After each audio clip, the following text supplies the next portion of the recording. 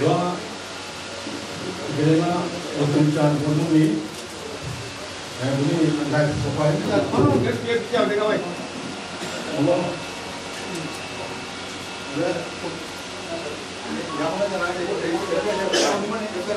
yang tadi jauh ada rencana udah datang untuk kita apa nih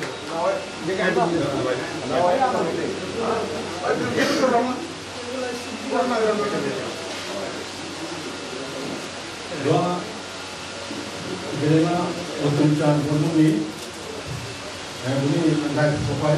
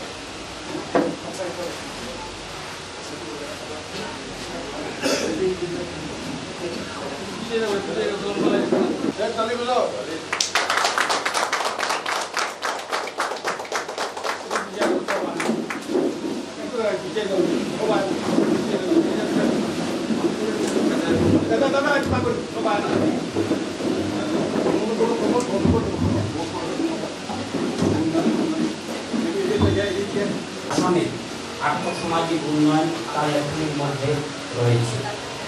আজকে ওনার ৫১তম জন্মদিন।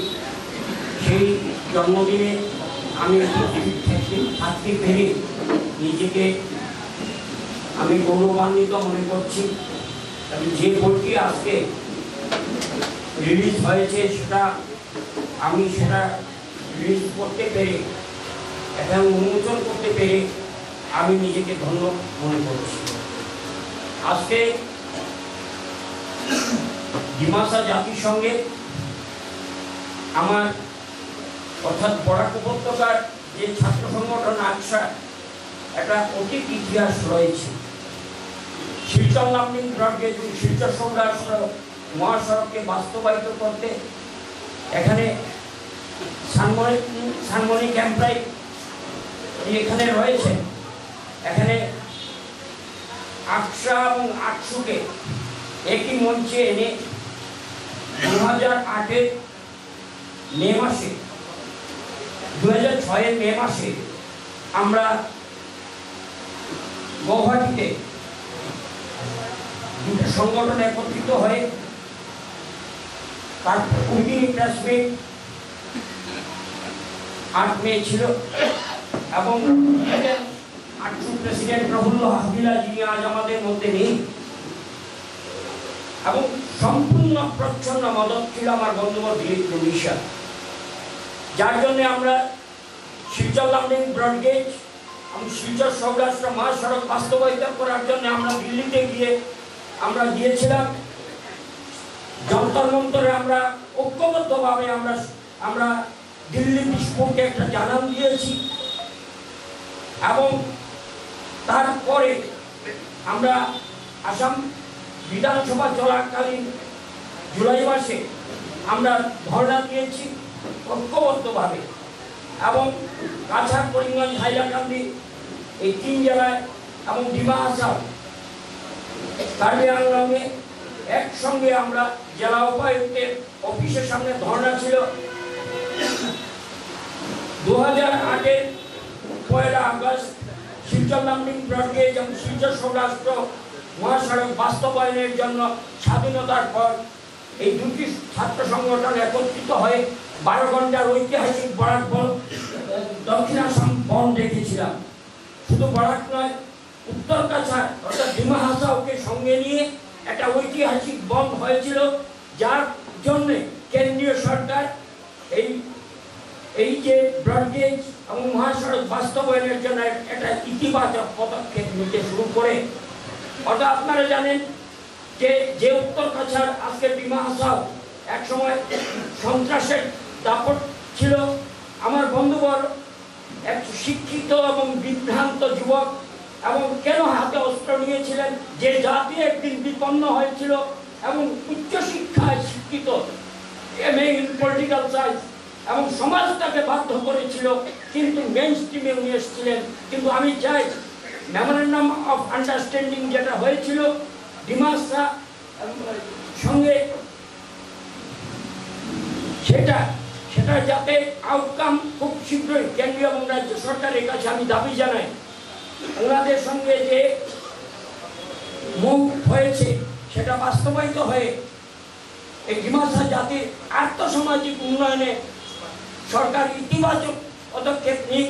দিলীপ মুনিশিয়া সত্যিকার অর্থে আমাদের একজন গর্ব এবং উনি সমাজের জন্য যে কাজ করে যাচ্ছেন এটা আমরা কোনোদিন ভুলতে পারবো না।